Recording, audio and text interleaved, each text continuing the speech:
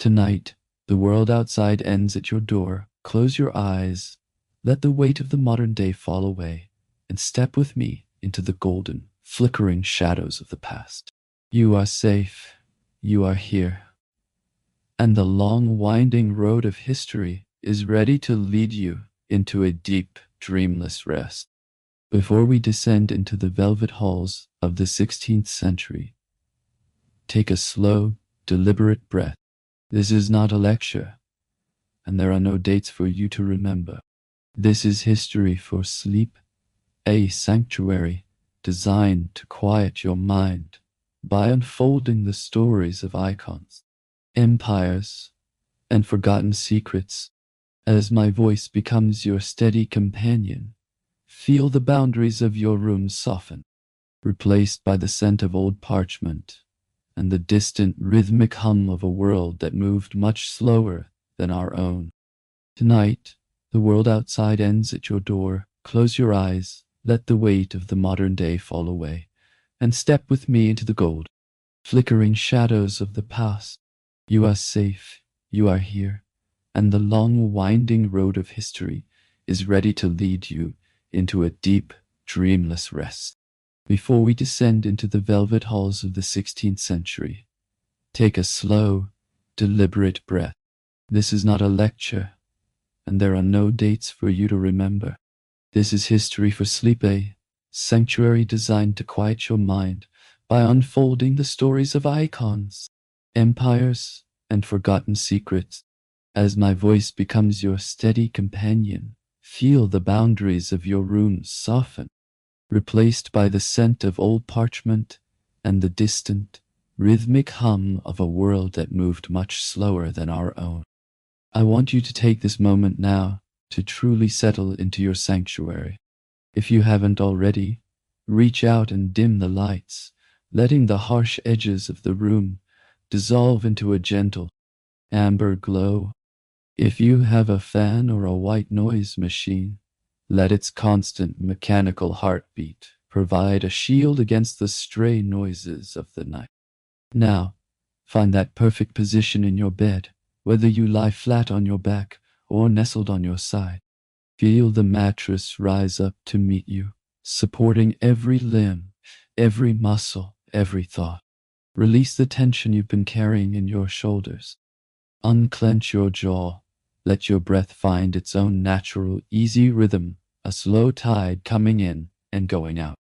You have nothing left to do today. There are no more problems to solve, no more messages to answer, and no more expectations to meet.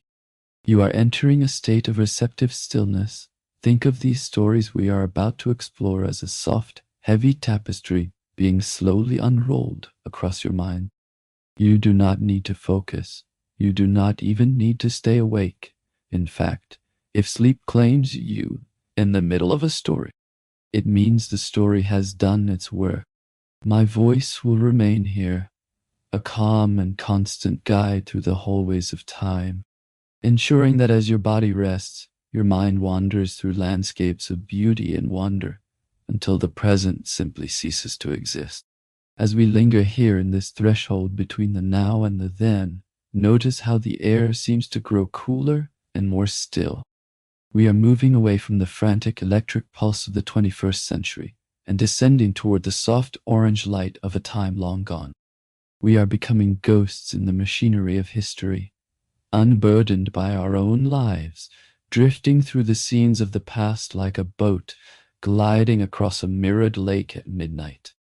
This is a journey of the spirit, a return to the stories that echo in our blood, told with a pace that honors the natural rhythm of your sleep. Listen to the quiet that lives between my words. That silence is a doorway. We are about to step through it together, traveling far beyond the reach of your own memory. We are leaving the lights of the city behind and moving toward a world of heavy oak, stone corridors, and the sharp, crisp scent of autumn wood smoke. Our first destination is a place of high drama and hushed secrets, a world where a single breath could change the fate of a nation. We are traveling to the year 1533, to the heart of Greenwich Palace. The air is thick with a buzzing, anxious expectation, a mixture of desperate hope and royal pressure that fills every gilded chamber. A king is waiting for a miracle.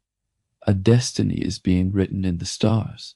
And in the center of this storm of power, a small red-haired princess is about to take her very first breath, beginning a story that will never truly end. The year was 1533, and within the heavy, ancient stone walls of Greenwich Palace, the air was thick with a buzzing, anxious expectation. King Henry VIII, a man whose moods could shift like the grey tides of the English Channel, waited in a fever of desperate hope for a male heir. His new wife, the clever and ambitious Anne Boleyn, had captivated the court, but her ultimate worth in the eyes of the king rested solely on the child she now carried. When the midwives finally emerged on the afternoon of September 7th, they did not carry a prince. Instead, a daughter was delivered, a baby girl named Elizabeth. A heavy, profound silence fell over the court. There were no grand celebrations, no thunderous salutes to mark the birth of a future sovereign. To many, this infant was a political failure, a disappointment wrapped in fine, swaddling clothes. Yet, as she lay in her cradle, the infant princess possessed fiery red hair and a sharp, curious gaze that seemed to take in the world with an intensity far beyond her hour. What no one in that silent, disappointed court realized was that this small child, born into a shadow of rejection, would one day command an empire that reached the corners of the known world. Elizabeth's early years were defined not by the warmth of a traditional family, but by the cold, shifting realities of survival. When she was not yet 3 years old, her mother was arrested and taken to the Tower of London.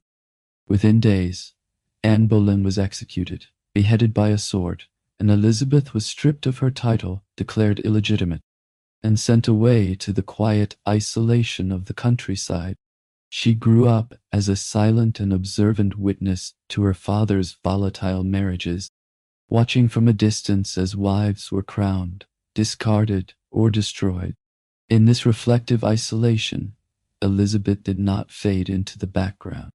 She learned to listen to the whispers of power, absorbing the logic of ancient scholars and mastering languages like Latin and French with astonishing speed. Her education became her sanctuary, and her mind became her fortress. She understood early on that in a world of danger, silence could protect, and intelligence was the only true shield. She was not just a survivor of her family's tragedy, she was a student of it, shaping herself into a woman of resilience, wrapped in profound intelligence.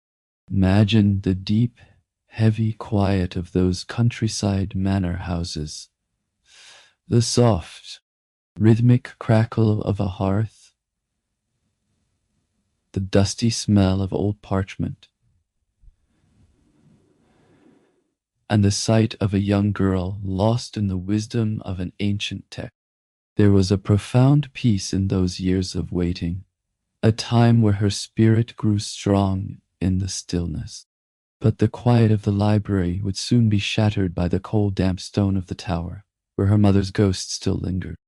The unpredictable world of the Tudor court eventually turned its suspicious gaze toward Elizabeth.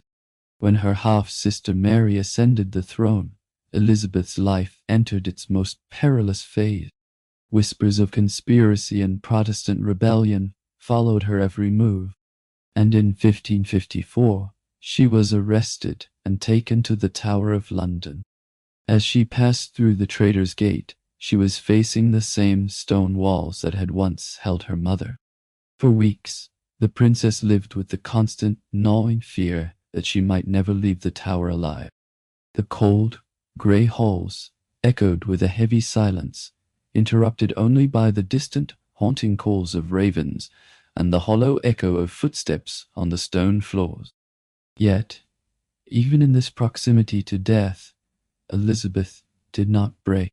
She denied every accusation with a measured clarity that frustrated her enemies.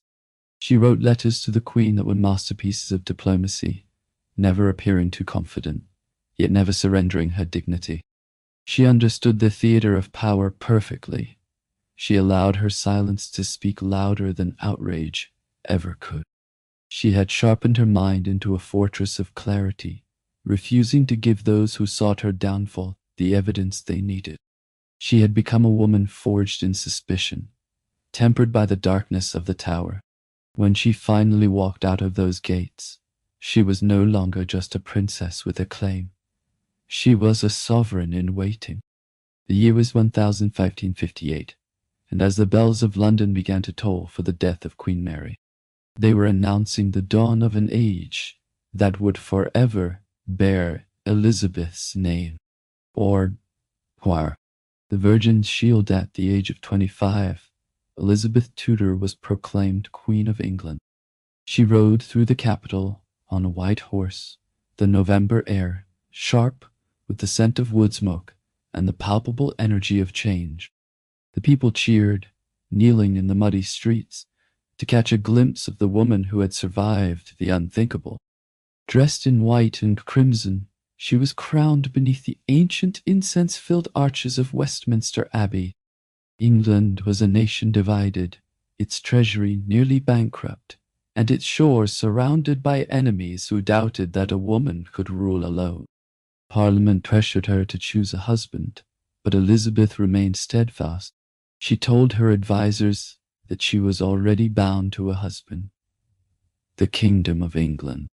By choosing to remain unmarried, she transformed a perceived vulnerability into her greatest source of power. She crafted the myth of the Virgin Queen, a monarch who belonged only to her people. She used the promise of marriage as a diplomatic weapon, keeping foreign kings and princes hopeful for decades while never surrendering an inch of her sovereignty. In her court, wit and poetry flourished, and she encouraged a spectacle of magnificence where she was the undisputed center of the universe. Imagine the glitter of an Elizabethan mask, the soft, rhythmic rustle of heavy silk, the glint of countless pearls, and the gentle flickering of candlelight against gilded tapestries. Painters depicted her as an ageless, divine figure, a symbol of stability in a world of chaos. But while the court sang her praises, a massive storm was gathering across the dark waters of the sea. The simmering tensions between Protestant England and Catholic Spain finally reached a breaking point in 1588. King Philip II, once a suitor for Elizabeth's hand, had become her most formidable enemy. Outraged by her defiance, he launched the Invincible Armada, a grand fleet of over 130 ships intended to crush England once and for all. Outmatched in manpower and firepower, Elizabeth's resolve remained unshakable. She traveled to Tilbury to face her troops, clad in armor beneath a silver breastplate. Her voice rang out across the fields, stirring the hearts of her soldiers. "I may have the body of a weak and feeble woman, but I have the heart and stomach of a king." The battle was fought in the narrow, treacherous waters of the Channel. Then nature itself seemed to take Elizabeth's side. Terrible storms battered the Spanish fleet, wrecking their ships against the rocky northern coasts. Only half of the Armada ever returned to Spain. The invasion had failed, and Elizabeth had emerged invincible.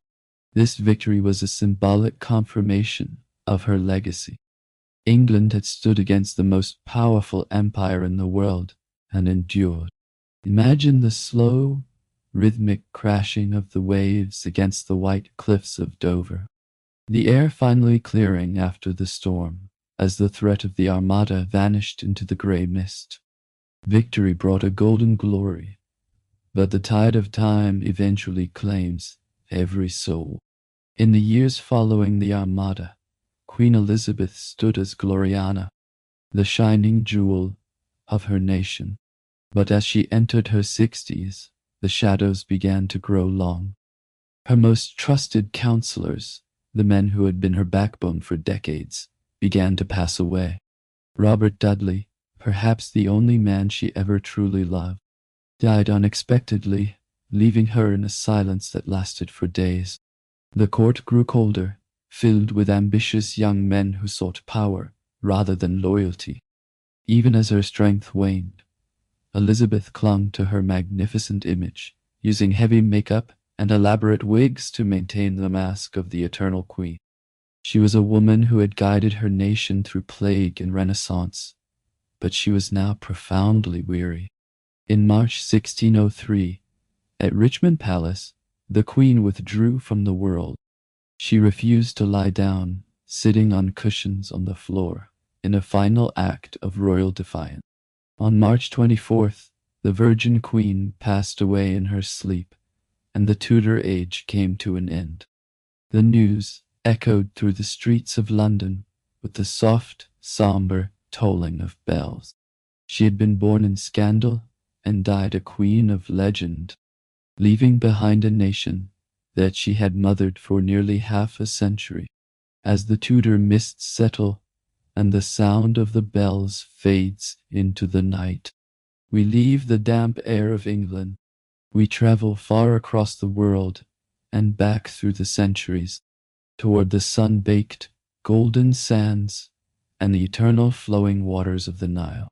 As the cool, damp mist of Tudor England slowly evaporates, we find ourselves standing beneath a sky of endless, blazing gold. Here, along the fertile, life-giving banks of the Nile, the ancient Egyptians did not see medicine as a mere matter of the physical flesh. To them, healing was a sacred act, a delicate restoration of harmony between the physical body, the restless spirit, and the eternal gods who watched over the shifting desert sands. In this sun-drenched land, illness was rarely considered a simple accident of nature. It was a sign of divine displeasure, or a spiritual imbalance that required more than just herbs to mend. To be truly healthy was to be in perfect rhythm with the universe, a state of being where the heart and the stars moved as one. The healers of this world were known as the Sunnu.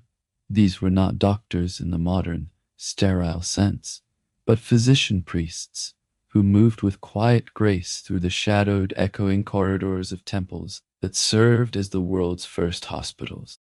Imagine the atmosphere within these stone sanctuaries. The air is heavy and sweet with the thick, swirling scent of burning Kai-Fi incense, and the hushed, rhythmic murmurs of prayers rise toward the high, brightly painted ceilings.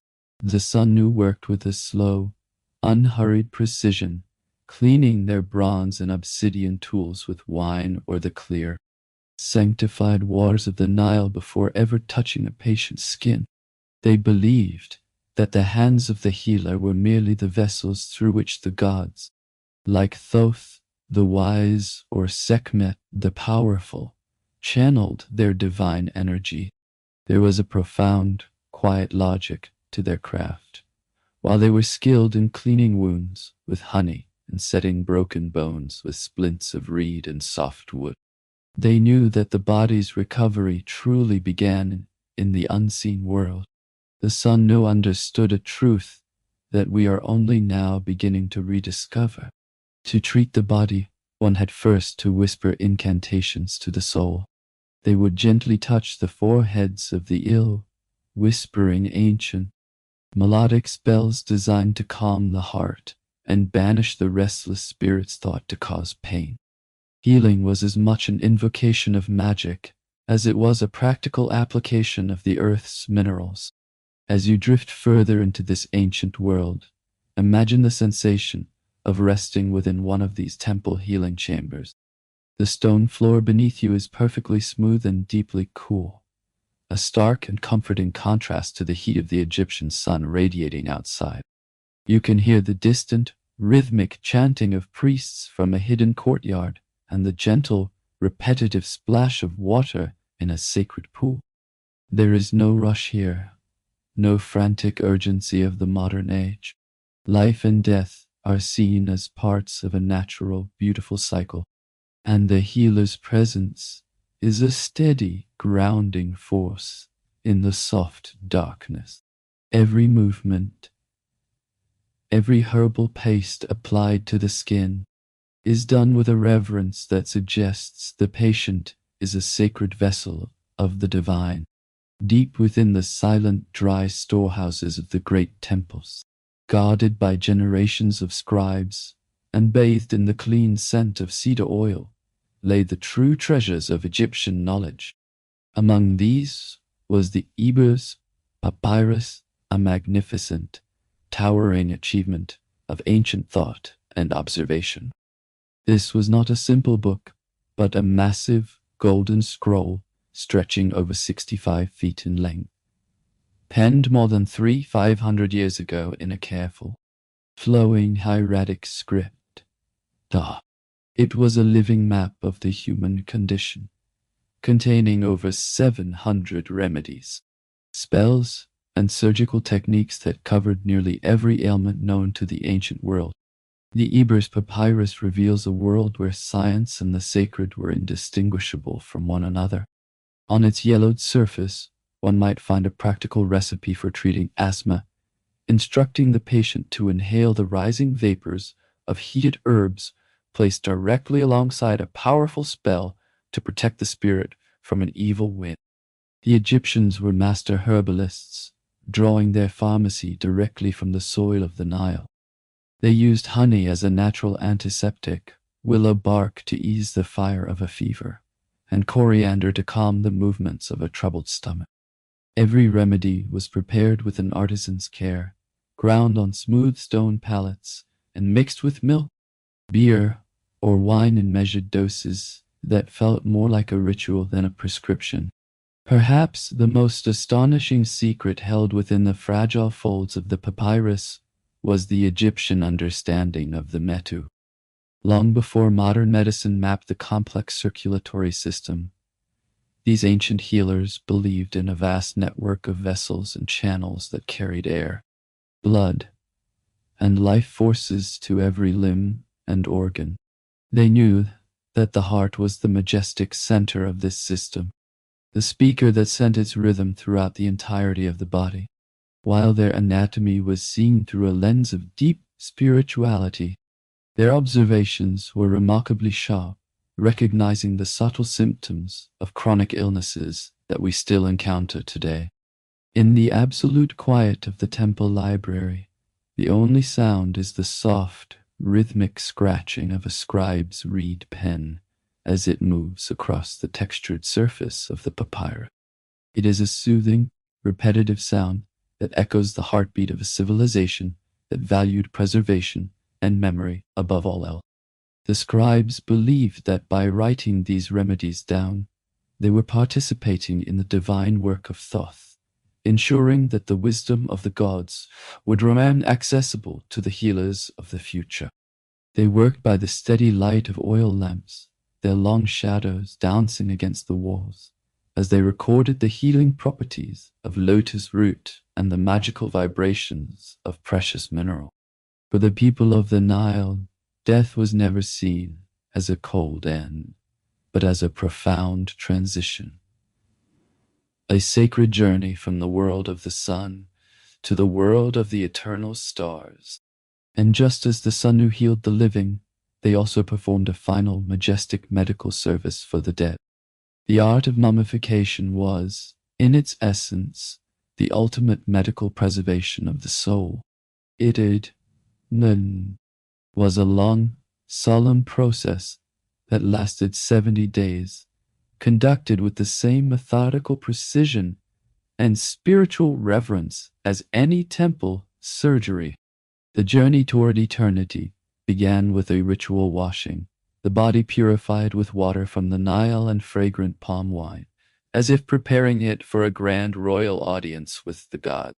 The internal organs were carefully removed, and placed into canopic jars, each protected by a specific deity, while the heart, the seat of intelligence, emotion, and memory, was often left within the chest to be weighed in the holes of divine judgment. Then came the 40 days of profound stillness, where the body was packed in natron salt to draw out all moisture, leaving only the essential, enduring form of the person. To the Egyptians, this was not a dark task. It was an act of profound love and duty, a way to ensure that the spirit would always have a familiar home to return to. The most meditative part of this final healing was the wrapping. Imagine the slow, rhythmic layering of hundreds of yards of soft, bleached linen. Each strip was applied with immense care, infused with protective resins, and inscribed with spells that would guide the deceased through the mysteries of the underworld. Between the layers, priests placed sacred amulets, the Eye of Horus for protection, the Ankh for vitality, and the scarab over the heart for eternal renewal. Every motion was accompanied by a low chant, a verbal seal that bound the physical and spiritual realms together for eternity. There is a deep, quiet peace in the imagery of the mummification chamber. The air is cool and still, filled with the lingering scent of cedar, myrrh, and cinnamon. The priests work in a state of focused, rhythmic silence, their movements as fluid and practiced as the flowing of the great river outside. They are not merely preparing a body for a tomb, they are crafting a masterpiece of preservation that will defy the shifting sands of time. They are softening the harsh reality of death into the gentle, noble appearance of a long, sacred sleep. As the final golden mask is placed upon the face and the sarcophagus is sealed, the person has become glorified, a being of light ready to walk the fields of eternity. The wisdom of the Nile, with its unique blend of science and spirit, had completed its work. But, as the sun sets over the pyramids and the echoes of the temple chants fade into the desert night, we must leave this sun-baked land of eternity.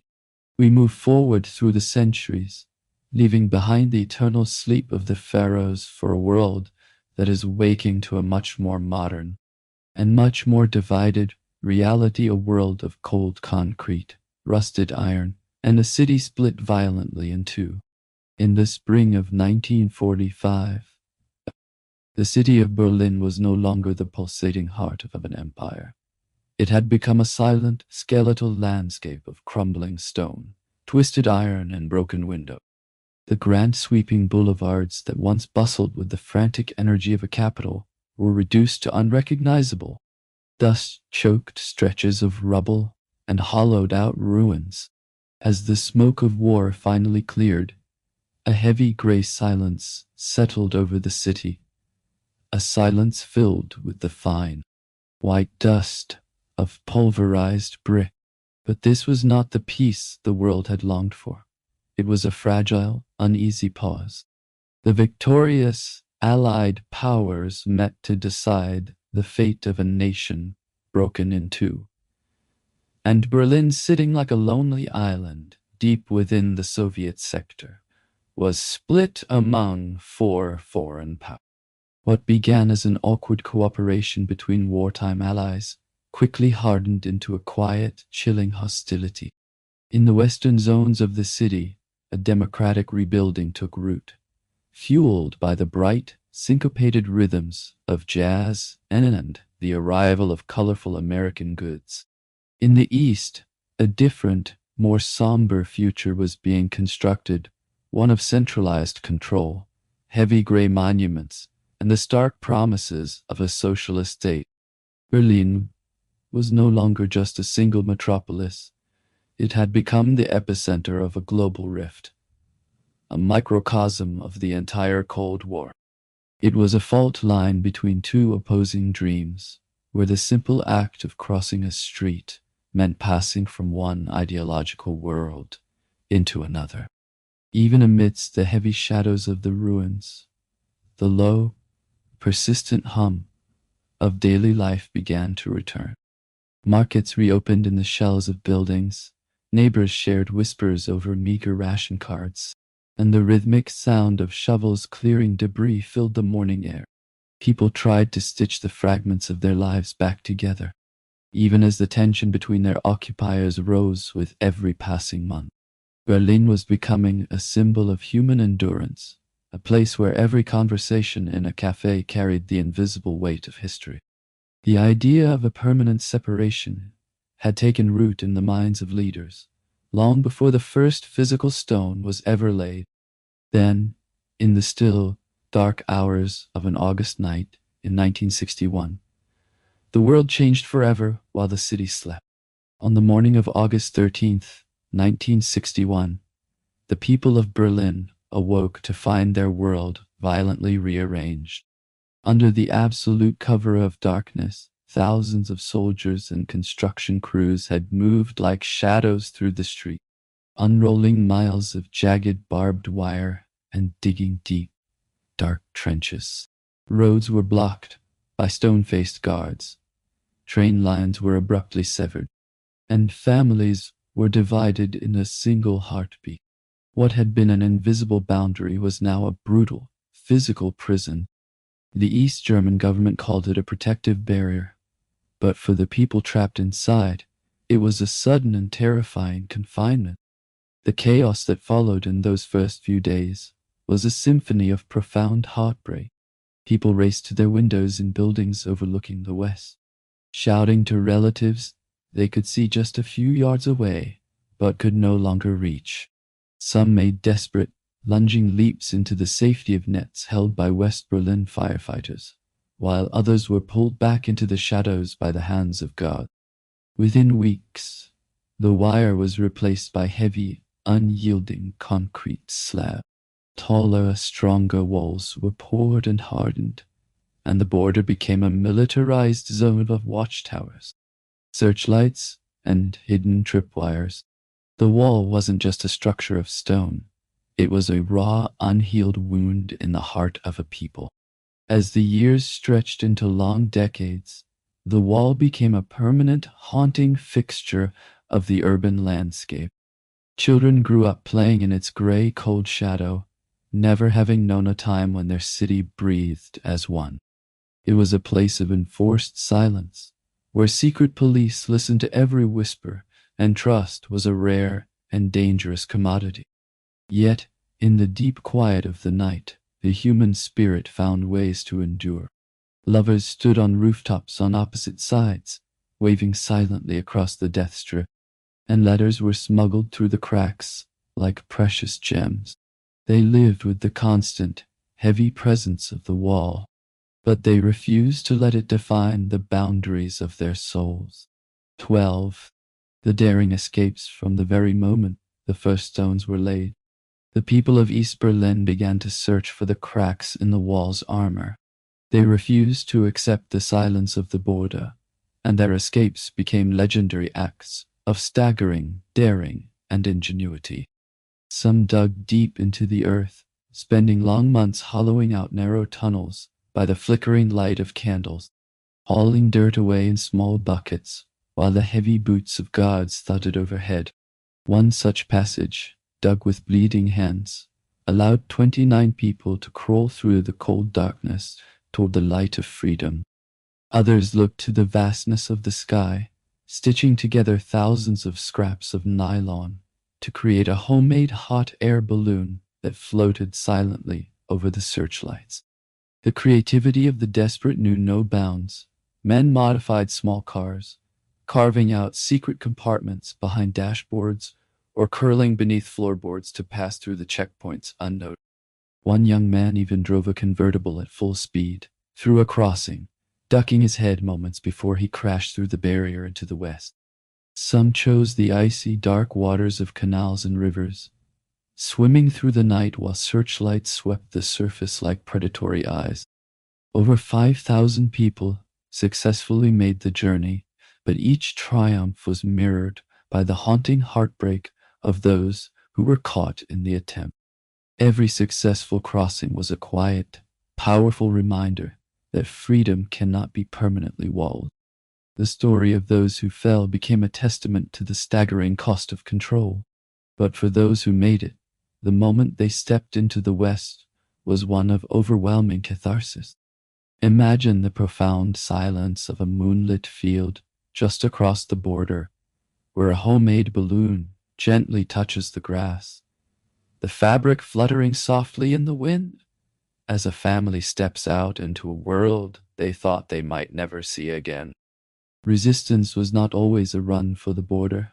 Sometimes it was a slow-burning song, a refusal to let the inner light go out. By the late 1980s, the rigid steel of the Eastern Bloc was beginning to ripple and bend with the winds of change. Peaceful protests spread through the cities like a slow, irresistible tide, with tens of thousands of citizens marching with candles and chanting, "We are the people." The noise of the people was becoming deafening to a government built on surveillance and silence. Then, on the evening of November 9th, 1989, a miracle was born from a moment of pure confusion. A single misunderstood sentence at a press conference suggested that travel restrictions were lifted immediately, and the news sparked a fire that could not be extinguished. Thousands of East Berliners swarmed the checkpoints, their hearts hammering against their ribs as they faced the stunned, uncertain guards. At Bornholmer Strasse, the crowd became an unstoppable force of hope, and at 10:45 p.m., a single guard made a choice that changed history. He opened the gate. People surged forward, laughing and crying as they embraced strangers in the West who were already waiting with flowers and champagne. The wall had fallen not by decree of a king, but by the collective will of people who refused to live divided any longer. That night, Berlin sang. People climbed to the top of the concrete monster that had haunted them for 28 years, dancing and raising their arms to the dark sky. There were no sirens, no bullets, only the rhythmic sound of hammers and chisels chipping away at the stone, turning the symbol of oppression into a heap of dust and souvenirs. Long-lost siblings met after decades, and old lovers found each other in the crowd. Their reunions, a testament to the endurance of the human heart. It was the loudest silence in history, broken finally by the thunderous sound of joy. Today, where soldiers once stood, children play in the sun, and the city breathes as one. But as the noise of the celebration fades, we move toward a different kind of peace, the perfect, singular note of a violin, finding harmony in the ancient grain of wood. Long before the modern violin took its definitive shape, the world was already filled with stringed voices. These were soft, trembling notes that danced through ancient stone temples, royal courts, and quiet villages, echoing the very rhythms and sighs of the human heart. For centuries, humanity experimented with ways to make aged wood and dried gut create something that resembled a living song. From the haunting desert tones of the rebab in the Middle East to the medieval fiddles of Europe, a spirit of sound was slowly evolving. These early instruments used a bow to stroke the strings, creating sustained, melodic tones that mimicked the expressive nuances of the human voice. In the heart of northern Italy, nestled beside the slow-moving emerald waters of the Po River, lies the quiet, sun-drenched city of Cremona. In the 16th century, this was not a city defined by the noise of armies, but a peaceful city of dedicated artisans. The narrow cobblestone streets echoed with the rhythmic, gentle tapping of small chisels against maple wood and the sight of skilled hands smoothing fine amber varnish behind heavy shutters. It was here, in the small, focused workshops of Cremona, that the violin found its true home and its eternal soul. The artisans of Cremona discovered a perfect, almost magical marriage of materials, the soft, vibrant resonance of alpine spruce for the top, and the strong, beautifully grained Balkan maple for the back and sides. They carved these woods with an elegant, flowing symmetry, allowing the instrument to breathe through delicate, F-shaped sound holes. But the most profound change was not just in the wood itself, but in how the instrument was held. It was designed to rest gently on the shoulder, held close to the player's heart like a trusted companion. This made the player a part of the instrument, and the instrument a part of the player. Imagine the profound peace of such a workshop. The air is filled with the clean, crisp scent of fresh wood shavings and the earthy, sweet aroma of drying resins. There's a deep, meditative stillness in the slow process of sculpting a curve or shaving away a tiny, paper-thin sliver of maple. There are no blueprints here, only the intuition of the eye and the sensitivity of the ear. In this quiet town, the violin was born as a vessel of pure, wordless emotion, destined to sing across the world. And in these very streets, a master named Stradivari would soon take this craft and touch the divine. In a small, dimly lit workshop on the Coro Garibaldi, Antonio Stradivari began to carve violins that seemed touched by an unseen, heavenly hand. He was a student of the craft who became the most celebrated maker in history, sculpting instruments that didn't just vibrate, they spoke. Each violin he created was a unique, breathing masterpiece, featuring exact, graceful arching and a mysterious varnish that seemed to glow with its own inner light. These instruments possessed a rare dual power. They could project a soaring, heroic melody across a grand hall, yet still retain a sense of warmth and intimacy that felt like a whispered secret in the dark. The mystery of Stradivari's work has puzzled scientists and historians for centuries. They have used X-rays, CT scans, and chemical analysis to try and unlock the secret of his varnish or the specific density of the wood he used. Some believe the magic lies in the minerals of the river water or the specific cold climate of that era. But the true reveal is much simpler and more profound. The magic isn't just in the material, it is in the deep, lifelong relationship between the maker and the wood. It is the result of thousands of hours spent listening, adjusting, and feeling the grain of the maple until it reaches its perfect, singular voice. Imagine a single sustained note from a 300-year-old Stradivarius violin, filling a perfectly silent, velvet-lined room. The sound is golden, rich, and utterly timeless, carrying the very breath of the master who carved it centuries ago. It is a voice preserved in spruce and resin, meant to outlive its maker and speak of beauty long after the workshop has gone silent. These instruments were not merely tools for music. They were sculptures of captured sound, each possessing an individual soul that matures and deepens with every passing decade. As these masterpieces left the quiet, shaded lanes of Cremona, they began a journey that would change the world of music forever. Performers demanded instruments that could weep, dazzle, and sing with a human intensity, and Cremona's finest answered that call. The violin moved from the private, aristocratic salons into the bright, grand spotlight of the world stage, becoming the jewel of the orchestra and the ultimate storyteller of the human experience. This golden voice was now ready to travel from the elegant palaces of Italy to every distant, lonely corner of the earth. The violin was destined to become a true citizen of the world, its voice so human and so adaptable that it crossed every mountain range and every vast ocean. In the hands of different cultures, the instrument began to speak with new accents and new purposes.